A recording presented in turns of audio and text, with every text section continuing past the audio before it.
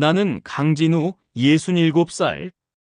대구 외곽 재개발 현장에서 일용직으로 살아가는 남자다. 아내를 떠나보낸 지 5년, 아들은 서울에 있지만 바쁘다는 이유로 연락은 끊긴 지 오래다. 컨테이너 숙소에서 라면에 소주 한 병을 안주 삼아 하루를 마무리하는 삶. 그것이 내 전부였다. 어느 저녁 땀에 절은 작업복 차림으로 현장 옆 포장마차에 들어섰다. 먼지 풀풀 날리는 골목 끝, 작은 천막 안에서 따뜻한 불빛이 흘러나왔다. 그곳엔 조용한 여자가 있었다. 질끈 묶은 머리, 앞치마를 두르고 말수는 적지만 눈빛만큼은 다정했다. 바카스는 서비스예요. 하루 종일 고생하셨잖아요. 그녀가 내게 내민 작은 음료수 하나.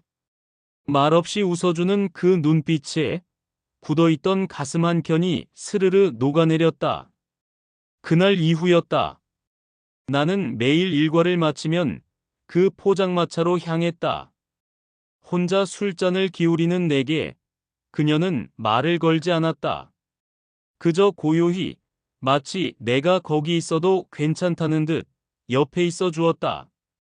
사람들은 그 포장마차 여주인을 박선영 씨라 불렀다. 남모르게 그녀를 바라보는 시간이 늘어갔다. 그러던 어느 날 함께 일하는 김 반장이 어깨를 툭 치며 말했다. 야, 저 여자 다른 것도 판대. 늦게까지 남자들 남겨놓고 뒤쪽으로 같이 들어간다더라. 알지? 순간 손에 들고 있던 소주잔이 덜컥 흔들렸다. 말도 안 되는 소리. 그녀는 매일 정갈한 모습으로 고된 하루를 보내는 우리를 따뜻하게 맞아주던 사람이었다. 그런 소문을 믿고 싶지 않았다. 하지만 이상하게도 그날 이후 그녀를 바라보는 내 눈이 흔들리기 시작했다. 소문은 마음에 작은 균열을 만들었고 그 균열은 점점 커져갔다. 그날 밤 포장마차에 홀로 앉아 술을 마셨다. 봄바람이 살랑이는 골목, 사람들은 하나둘 자리를 떴고 나는 조용히 술잔을 비웠다. 그리고 그녀가 다가와 말했다. 오늘도 오셨네요. 소주 한 병 드릴까요? 네. 소주 한 병이랑 꼼장어 하나 주세요. 그녀는 구수한 냄새가 나는 꼼장어를 접시에 담아 내어주었다. 말없이 술을 따라주던 그녀의 손길이 어쩐지 쓸쓸해 보였다. 그 순간 마음 한구석이 저릿하게 아팠다. 포장마차는 점점 조용해졌다. 늦은 밤 손님이 모두 빠져나간 자리엔 나와 그녀만 남았다. 나는 무심히 말을 던졌다. 항상 혼자서 드시네요. 가끔은 일하는 분들이랑도 어울리시지. 그녀는 가볍게 웃으며 말했다. 혼자가 편해서요. 사람 많은 데는 어색하거든요. 그 말에 나도 모르게 웃음이 났다. 닮았다. 나와 참 많이 닮았다. 그녀의 눈가에 희미한 주름이 보였다. 고단한 인생이 그려진 듯한, 그러나 여전히 따뜻한 주름이었다. 그날 나는 느꼈다. 이 조용한 포장마차, 그리고 말없이 건네는 따뜻한 눈빛이 내 삶의 작은 빛이 되어가고 있음을. 하지만 소문은 이미 내 마음 깊숙이 작은 불안을 심어놓고 있었다. 그리고 그것은 곧 되돌릴 수 없는 파국을 불러오게 된다. 그날 이후 나는 박선영 씨를 바라보는 눈이 달라졌다. 예전엔 그저 따뜻한 눈빛을 가진 사람이라고만 생각했는데 이젠 그녀의 작은 행동 하나에도 의미를 부여하게 됐다. 포장마차 안을 정리하는 그녀의 뒷모습을 보며 혹시 저 사람도? 하는 의심이 스쳤다.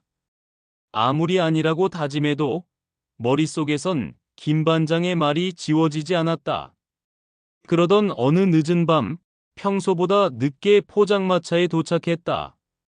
조용한 골목, 천막 안에는 손님 몇 명이 남아 술잔을 기울이고 있었다. 그녀는 여전히 밝게 손님들을 맞이하고 있었다. 구석자리에 앉아 소주잔을 비웠다. 그리고 생각했다. 내가 직접 물어보면 어떨까? 하지만 막상 그녀 앞에 서면 아무 말도 할 수 없었다. 그저 조심스럽게 술잔을 채워주는 그녀를 바라볼 뿐이었다. 밤은 깊어가고 손님들이 하나둘 자리를 떴다. 남은 건 나와 한 테이블에 앉아있는 중년 남자 하나. 그는 유난히 술에 취해 있었고 비틀거리며 자리에서 일어났다. 선영 씨, 오늘도 잘 부탁해요. 그가 흐느적거리며 말을 건넸고 그녀는 어색하게 웃으며 조심히 부축해 뒤편 천막 쪽으로 향했다. 나는 얼어붙은 채 그 모습을 바라봤다.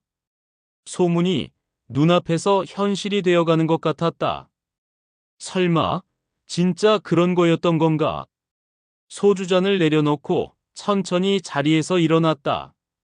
한 발짝, 두 발짝. 하지만 그 이상은 움직일 수 없었다. 걸음이 떨어지지 않았다. 바람이 싸늘하게 불었다. 포장마차의 천막이 펄럭이며 허공을 때렸다. 나는 한참을 그 자리에 서 있었다. 그리고 그날 밤, 나는 결국 스스로를 이기지 못했다. 선영 씨. 그녀가 부스럭거리며 천막을 정리하던 늦은 시간, 나는 술김을 핑계로 어리석은 질문을 던지고 말았다. 혹시 밤에 다른 일도 하세요? 말이 끝나기도 전에 선영 씨의 얼굴이 하얗게 굳었다. 들고 있던 술병을 조심스레 내려놓는 손이 떨리고 있었다. 한참을 가만히 있던 그녀가 입을 열었다. 그쪽도 결국 똑같은 사람이었네요. 차갑고 낮은 목소리. 그 따뜻했던 눈빛은 흔적도 없이 사라져 있었다. 가세요. 문 닫을 시간이에요.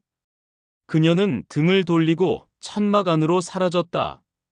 아무리 사과를 하고 잘못했다고 말해도 그녀는 다시 나를 돌아보지 않았다. 밤바람은 차갑고 내 발걸음은 세상에서 가장 무거웠다. 내가 무너뜨린 것은 단지 믿음 하나가 아니었다. 그녀가 지켜온 작은 세계, 그리고 내 마음속 유일한 따뜻함까지도. 모든 것이 내 어리석은 한마디로 산산이 부서졌다. 그날 이후 포장마차 앞을 지나가는 것이 두려워졌다. 하지만 발걸음은 어김없이 그곳을 향했다. 철제 의자들이 뒤엉킨 골목 어귀, 포장마차는 굳게 닫혀 있었다. 빨간 천막은 여전히 바람에 흔들리고 있었지만 그 안엔 더 이상 불빛도 따뜻한 온기도 없었다. 몸이 안 좋아서 쉽니다. 포장마차 입구에 붙은 작은 메모, 그것만이 그녀가 여기에 있었다는 유일한 흔적이었다. 처음에는 하루 이틀 정도라고 생각했다.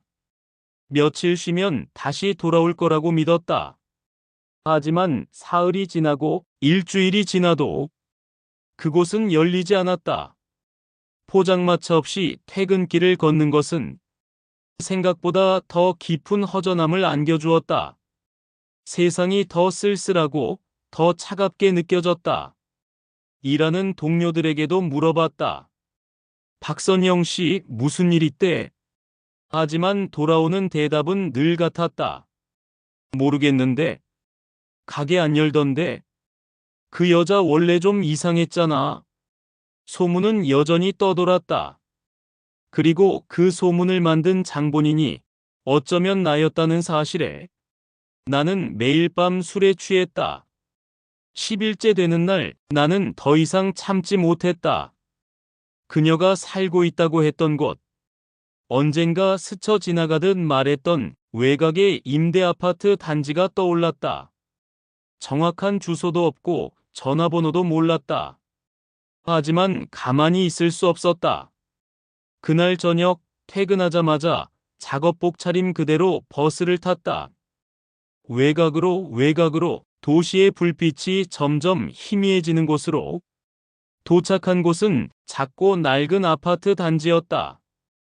나는 거의 미친 사람처럼 사람들을 붙잡고 물었다. 혹시 박선영 씨 아세요? 60대 중반쯤 되고 포장마차 하셨던 분인데. 대부분 고개를 저었다. 어떤 이는 아예 짜증을 내며 자리를 피했다. 해가 지고 골목마다 어둠이 내려앉았다. 허탈한 마음에 발걸음을 돌리려는 그 순간 등 뒤에서 익숙한 목소리가 들렸다. 강진우 씨. 돌아보니 장바구니를 든 선영 씨가 서 있었다. 핑크색 가디건을 걸친 그녀는 포장마차에서 봤던 것보다 훨씬 더 여리고 연약해 보였다. 순간 가슴이 저릿했다. 선영 씨, 여기까지 무슨 일이세요? 나는 떨리는 목소리로 말했다. 죄송합니다. 정말 죄송합니다. 그날 제가 너무 경솔했어요. 선영 씨는 한동안 말없이 나를 바라보았다. 그 눈빛 안에는 놀람, 슬픔, 그리고 약간의 미소가 섞여 있었다. 들어오세요. 여기까지 오셨는데 차라도 한잔하고 가세요. 그녀의 말에 나는 고개를 깊이 숙이며 따라갔다. 문틈으로 흘러나오는 따뜻한 빛, 작은 방 2개짜리 아파트, 그곳이 그녀가 살아가는 전부였다. 그리고 나는 알게 되었다. 그녀가 왜 그렇게 아팠는지, 왜 포장마차를 열 수 없었는지. 거실 테이블 위 빽빽하게 쌓인 약봉지들. 그제야 나는 깨달았다. 의심은 얼마나 잔인한 칼날이었는지를. 그리고 한 사람을 잃는 데는 단 한 번의 의심이면 충분하다는 것을. 선영 씨의 집안은 조용했다. 작은 거실 한쪽에는 빨랫줄이 매어 있었고 말라가는 옷가지들 사이로 햇빛이 희미하게 스며들었다. 낡은 소파 옆 테이블에는 약봉지가 산처럼 쌓여 있었다. 그녀는 말없이 나를 부엌 쪽 작은 식탁으로 안내했다. 따뜻한 차 한 잔이 놓였다. 며칠 동안 허리가 너무 아파서 가게를 못 열었어요. 선영 씨는 차분하게 말했다. 그녀의 손등 위로 붉어진 혈관이 유독 눈에 띄었다. 나는 조심스레 물었다. 허리 많이 안 좋으세요? 네, 예전부터. 오래전에 사고를 당한 후유증이에요. 그녀의 말은 담담했지만 어디에도 가벼운 느낌은 없었다. 나는 물끄러미 그녀를 바라봤다. 선영 씨는 내 시선을 피하지 않고 정면을 응시했다. 그날 진우 씨가 했던 질문 상처였어요. 그녀는 고개를 숙였다. 죄송합니다. 정말 경솔했습니다. 나는 고개를 깊이 숙였다. 이 순간 어떤 변명도 할 수 없었다. 처음엔 억울했어요. 그리고 화가 났어요. 근데 또 한편으로는 인정해야 할 것도 있더라고요. 그녀의 목소리가 약간 떨렸다. 사실 예전에 그런 일이 있었어요. 나는 숨을 삼켰다. 이혼하고 딸아이 하나 키우면서 빚에 쪼들릴 때였어요. 포장마차만으로는 생활비가 턱없이 부족했어요. 그때 단골 손님 중 한 명이 제안했어요. 밤에 모임 자리에서 술만 따라주면 돈을 준다고요. 그녀는 찻잔을 두 손으로 감쌌다. 처음엔 거절했어요. 하지만 딸아이 등록금이 밀리고 전기요금 독촉장이 날아오고 결국 몇 번 갔어요. 술을 따르고 웃어주고 그게 다였어요. 몸을 판 적은 단 한 번도 없었어요. 눈가에 맺힌 눈물이 떨어졌다. 그걸 본 사람들이 소문을 냈겠죠. 밤에 술이나 따르러 다니던 여자는 결국 몸도 판다고. 그녀는 조용히 웃었다. 그 웃음 속엔 쓰디쓴 체념이 배어 있었다. 나는 아무 말도 할 수 없었다. 단지 그 순간 그녀의 슬픔을 함께 느끼는 수밖에 없었다. 이젠 그 소문이 저를 따라다녀요. 아무리 설명해도, 아무리 발버둥쳐도. 그래서 포기했어요. 그녀는 천천히 일어섰다. 창가로 다가가 희미한 빛을 바라봤다. 이 동네에서도, 저 포장마차에서도 전 결국 그런 여자예요. 그녀의 뒷모습이 너무 작아 보였다. 나는 조심스럽게 말했다. 그건 선영 씨가 아니라 세상이 만들어낸 거예요. 진짜 선영 씨는 따뜻하고 성실하고 누구보다 강한 사람입니다. 선영 씨는 고개를 돌려 나를 바라봤다. 그 눈빛은 오랜 세월 동안 쌓인 상처 위로 조심스레 손을 뻗는 듯 했다. 진우 씨. 그녀는 내 이름을 부르며 말했다. 그런 말 해줘서 고마워요. 그날 밤 나는 오래도록 그 집에 머물렀다. 말없이 앉아 말없이 그녀의 곁을 지켰다. 서로에게 어떤 약속도 고백도 없었지만 그 조용한 밤의 온기가 이미 모든 것을 대신 말해주고 있었다. 그리고 나는 결심했다. 이제 더 이상 그녀를 외롭게 두지 않겠다고. 다음 날 아침 나는 선영 씨의 아파트 앞에 서 있었다. 전날 밤 우리는 서로 많은 말을 하지 않았다. 그럼에도 불구하고 이끌리듯 다시 이곳으로 발걸음을 옮겼다. 손에는 작은 과일 바구니를 들고 있었다. 어제 그녀의 집에서 냉장고를 열었을 때 과일 하나 없이 텅 비어 있던 모습이 자꾸 눈에 밟혔다. 벌써 오셨네요. 문을 열고 나온 선영 씨가 놀란 듯 웃었다. 민망함에 손에 든 바구니를 내밀었다.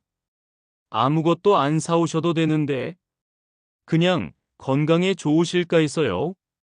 선영 씨는 잠시 망설이다 바구니를 받았다. 그녀의 두 손에 작은 떨림이 느껴졌다. 우리는 함께 병원으로 향했다.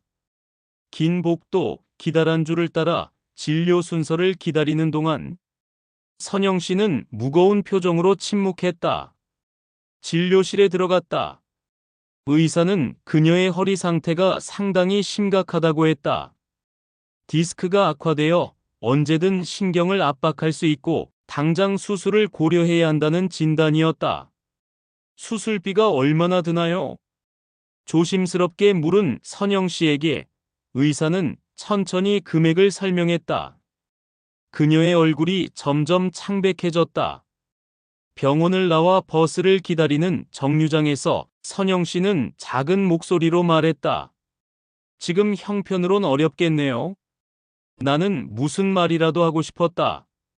내 통장에 남은 얼마 안 되는 돈이라도 털어주고 싶었다. 하지만 선영 씨의 자존심을 생각해 입을 다물었다. 당장은 약으로 버티는 수밖에 없어요. 그녀는 그렇게 말하며 애써 웃었다. 그 미소가 너무 아파 보였다. 혹시 괜찮으시면 오늘 점심은 제가 대접할게요.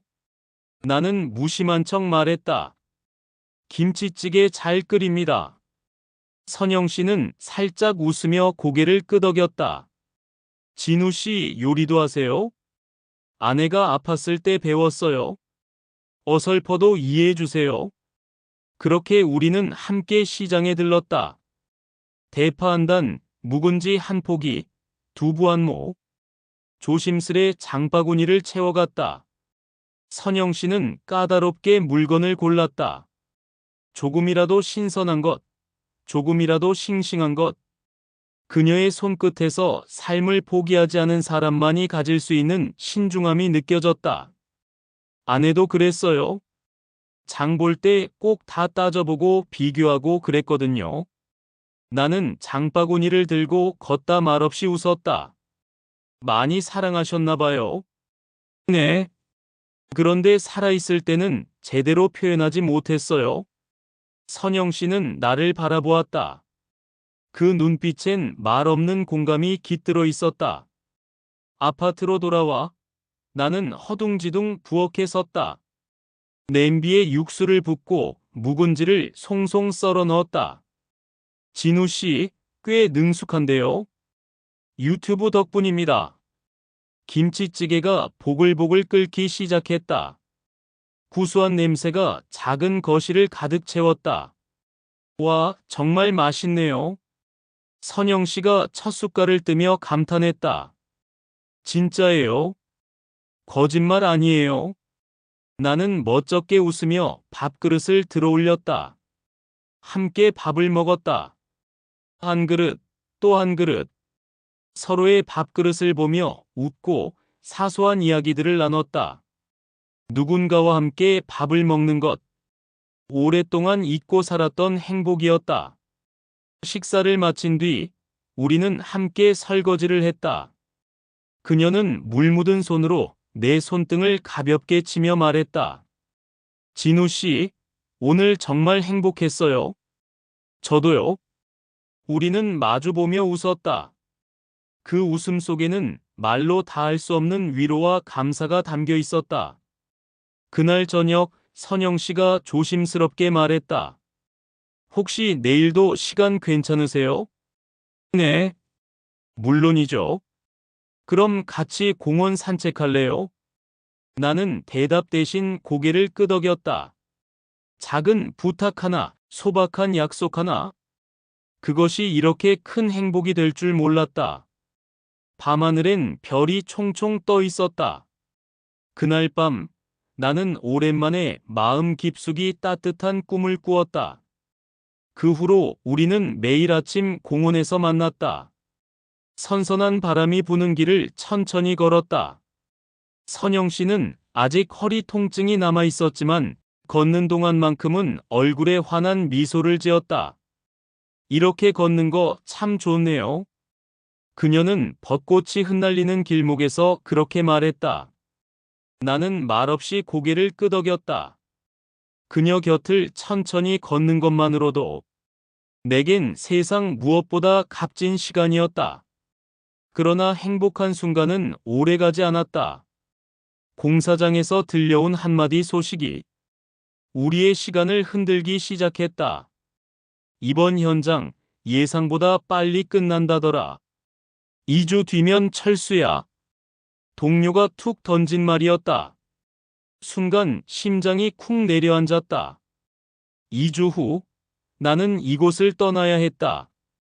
다른 공사장을 찾아야 했고 아마 멀리 이동해야 할지도 몰랐다. 밤늦게 숙소로 돌아오는 길, 나는 담배를 꺼내 물었다. 오래전에 끊었던 담배였지만 오늘은 왠지 이 한 대가 필요했다. 어떡하지? 공사장 하나 끝나는 게 인생 전체를 뒤흔드는 건 아니었다. 하지만 지금은 달랐다. 내게는 선영 씨가 있었다. 이 사람 곁을 떠나고 싶지 않다. 오래도록 꺼지지 않는 담배 연기처럼 가슴 속에 결심이 번졌다. 그날 저녁 나는 선영 씨에게 조심스럽게 말을 꺼냈다. 공사가 끝나게 됐어요. 2주 후에요. 선영 씨는 순간 멈칫했다. 손에 들고 있던 접시를 조심스럽게 내려놓았다. 그럼 다른 데로 가야겠네요. 보통은 그래야죠. 하지만 이번엔 여기 남을 생각입니다.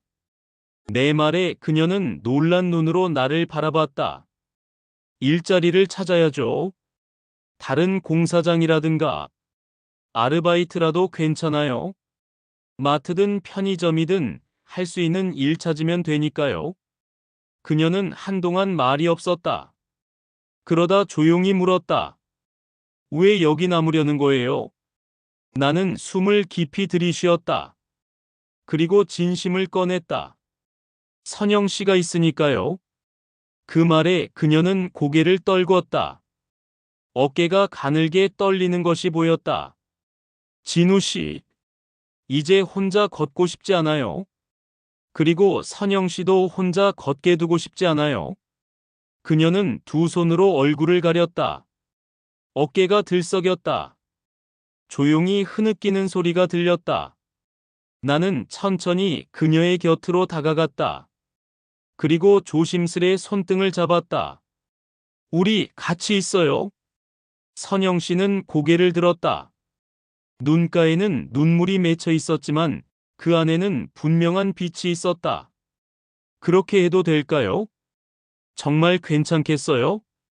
당연하죠. 이제라도 함께 살아가고 싶어요. 그날 밤 우리는 길게 말을 나누지 않았다.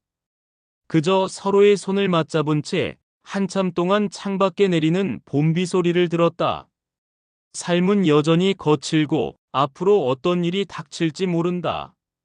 하지만 적어도 이 순간만큼은 우리는 서로에게 기댈 수 있었다. 2주라는 시간은 너무나 빨리 흘러갔다.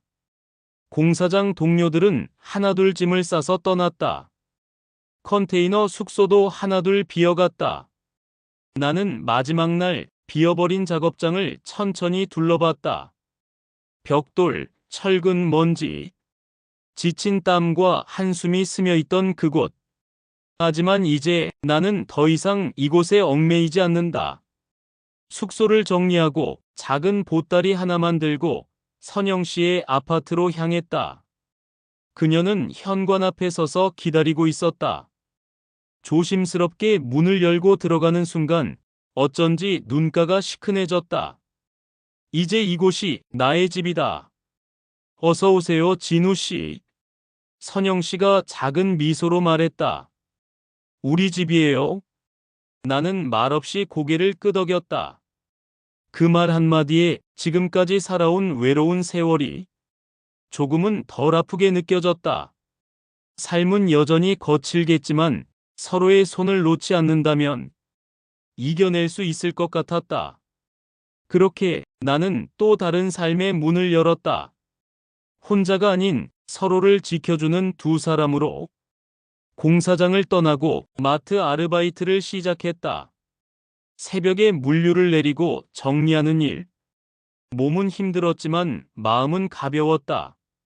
매일 저녁 선영 씨가 기다리고 있다는 사실만으로 하루를 버틸 수 있었다. 아침이면 함께 공원을 걷고 오후에는 장을 보고 저녁이면 작은 식탁에 마주 앉아 밥을 먹었다. 서로에게 필요한 것들을 조금씩 알아가면서 우리는 진짜 가족이 되어갔다. 그러던 어느 날이었다. 마트에서 일하고 있는데 핸드폰이 울렸다. 발신자 이름은 재호, 내 아들. 한동안 망설이다가 전화를 받았다. 아버지. 재호의 목소리는 차가웠다. 소문 들었어요? 아버지, 지금 어떤 여자랑 살고 있다면서요? 나는 숨을 삼켰다. 그래, 맞다. 그 여자, 동네에서 유명하던데요. 밤에 남자들 상대하던 사람이라고. 목소리에는 분노가 가득 담겨 있었다. 가슴이 철렁 내려앉았다. 재호야, 그건 소문일 뿐이다. 선영 씨는 그런 사람이 아니야. 아버지, 어떻게 엄마 얼굴 보고 그런 여자랑. 엄마는 하늘나라에 있다. 그리고 내 엄마를 사랑했던 것처럼 지금 이 사람도 소중히 생각한다. 아버지, 실망입니다. 다시는 연락하지 않을게요. 뚝. 전화가 끊겼다. 손에 쥔 핸드폰이 덜덜 떨렸다. 마트 한 구석, 물류 상자들 사이에 서서 나는 한참 동안 움직이지 못했다. 그날 밤 선영 씨에게 솔직히 털어놓았다. 아들이랑 연락 끊겼어요. 선영 씨는 아무 말 없이 내 손을 잡았다. 미안해요. 저 때문에. 아니에요. 제 선택이에요. 나는 손을 꼭 잡으며 말했다. 선영 씨가 있어서 난 외롭지 않아요. 그녀는 고개를 숙였다. 한참 동안 말이 없던 그녀가 조용히 물었다. 그래도 괜찮으세요? 아들과 평생 못 볼 수도 있는데. 나는 가만히 고개를 끄덕였다. 그래도 괜찮아요. 선영 씨가 있으니까. 그날 이후 우리는 서로를 더 아끼게 되었다. 조금 더 자주 손을 잡았고 조금 더 자주 눈을 마주 보았다. 그러나 세상의 시선은 여전히 차가웠다. 마트에서도 장 보러 가는 길목에서도 동네 사람들은 수군거렸다. 저 여자, 저 남자 꼬드긴 거 아냐? 나이 먹어서도 별꼴이야. 듣지 않으려 해도 들렸다. 애써 무시하려 해도 마음 한구석이 저렸다. 선영 씨는 점점 외출을 줄였다. 집에만 머무는 시간이 길어졌다. 진우 씨 미안해요. 괜히 저 때문에. 그런 말 하지 마요. 우리는 잘 살고 있어요. 나는 웃으며 말했다. 하지만 마음 한구석에 지워지지 않는 미안함이 남았다. 봄은 지나고 여름이 왔다. 햇살은 뜨겁고 바람은 무더웠다. 어느 날 우편함에 청첩장이 도착했다. 재호의 결혼식 청첩장이었다. 봉투 안에는 강진우님께 딱 한 줄 건조하게 적혀 있었다. 선영 씨는 청첩장을 받아들고 조심스레 물었다. 가셔야죠. 나는 청첩장을 내려놓았다. 아니요. 가지 않겠어요. 그래도 아들인데. 아들이지만 내가 사랑하는 사람을 부정하면서까지 가고 싶지 않아요. 선영 씨는 아무 말 없이 청첩장을 접어 서랍에 넣었다. 결혼식 당일 우리는 작은 텃밭을 가꾸었다.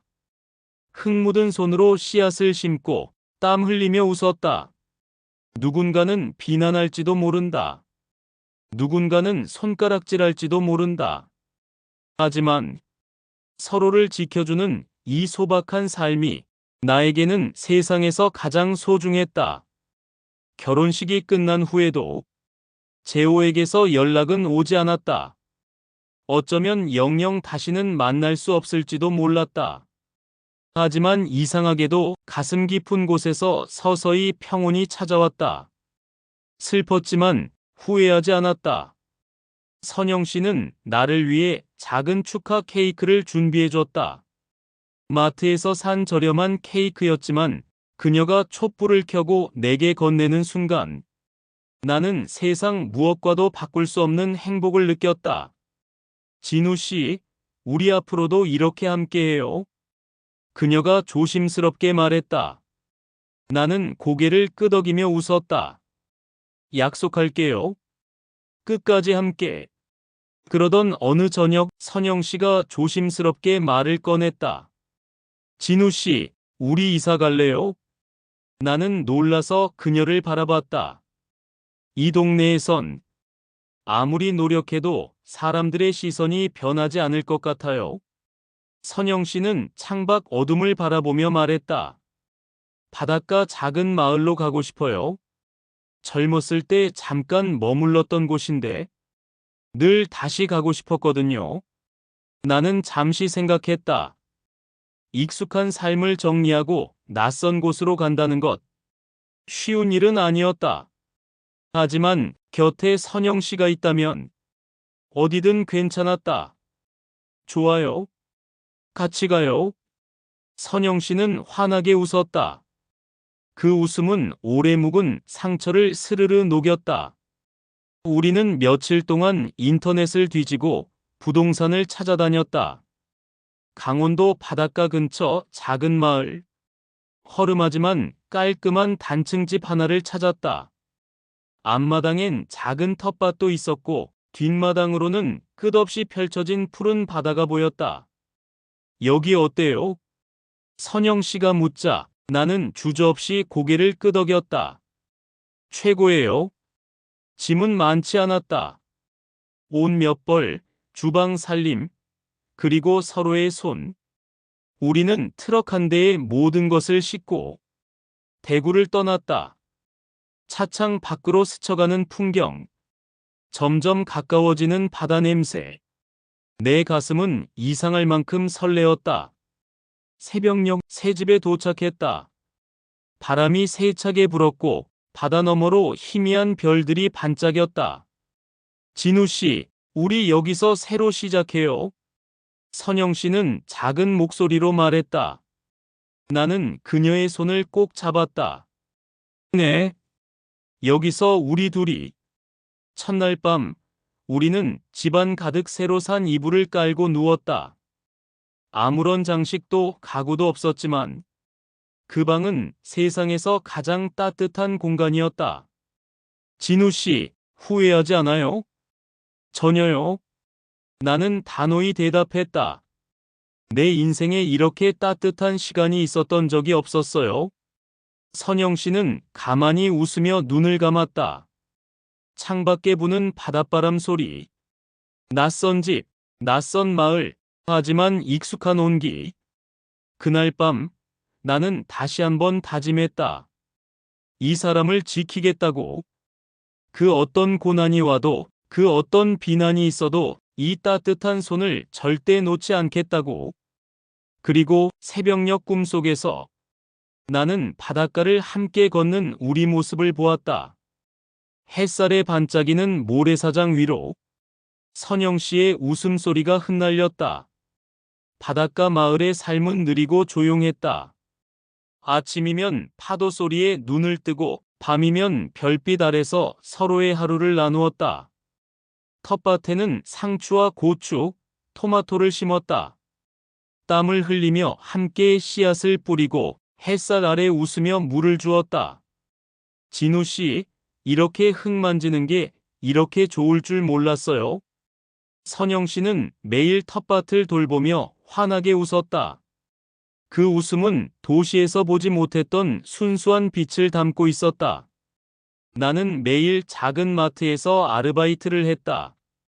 동네 어르신들과 인사를 나누고 가끔은 고등어 2마리 사간다는 할머니에게 짐을 들어드리기도 했다. 이곳 사람들은 우리의 과거를 묻지 않았다. 그저 이웃으로 사람으로 대해주었다. 사람들이 참 따뜻하네요. 선영 씨는 바닷가를 걸으며 말했다. 나는 고개를 끄덕였다. 우리를 있는 그대로 봐줘서 고마워요. 어느 날 동네 작은 시장에서 선영 씨가 포장마차 자리를 하나 얻었다. 허름한 천막 아래 손수 만든 오징어 볶음과 김치전을 팔았다. 처음엔 손님이 드물었지만 한번 맛본 사람들은 다시 찾아왔다. 여기 김치전 진짜 맛있다. 사장님 손맛이 장난 아니네. 동네 사람들의 칭찬이 쏟아졌다. 나는 일이 끝나면 포장마차로 향했다. 저녁 노을이 바다를 붉게 물들이는 시간, 그녀의 포장마차는 따뜻한 빛으로 가득 찼다. 진우 씨, 손님들 많아졌어요. 선영 씨는 땀을 닦으며 웃었다. 당연하죠. 선영 씨 요리는 최고니까요. 서로를 바라보며 웃는 그 순간, 세상에 어떤 편견도, 어떤 소문도 더 이상 우리를 흔들 수 없다는 걸 깨달았다. 가끔은 텃밭 옆 평상에 나란히 앉아 바다를 바라봤다. 진우 씨, 요즘 정말 행복해요. 나도요. 이런 시간이 영원할 수 있을까? 선영 씨는 물었다. 나는 가만히 그녀의 손을 잡았다. 영원은 모르겠지만 내가 할 수 있는 한 매일 행복하게 해줄게요. 그녀는 눈을 감고 고개를 끄덕였다. 어떤 날은 아무 말 없이 서로 기대어 바람을 맞았다. 어떤 날은 작은 다툼도 있었다. 하지만 언제나 다시 웃으며 손을 잡았다. 서로의 상처를, 서로의 고단함을, 서로의 외로움을 조심스럽게 감싸 안았다. 그렇게 우리는 서로의 두 번째 삶을 만들어갔다. 해가 바뀌고 바람이 변하고 파도는 여전히 일렁였다. 하지만 우리 마음은 조금도 흔들리지 않았다. 서로를 향한 따뜻한 믿음만이 이 작은 바닷가 마을에서 조용히 단단하게 자라고 있었다. 바닷가 마을로 이사 온 지 1년이 지났다. 사계절이 지나가는 동안 우리 삶도 조금씩 단단해졌다. 선영 씨의 포장마차는 동네 명물이 되었다.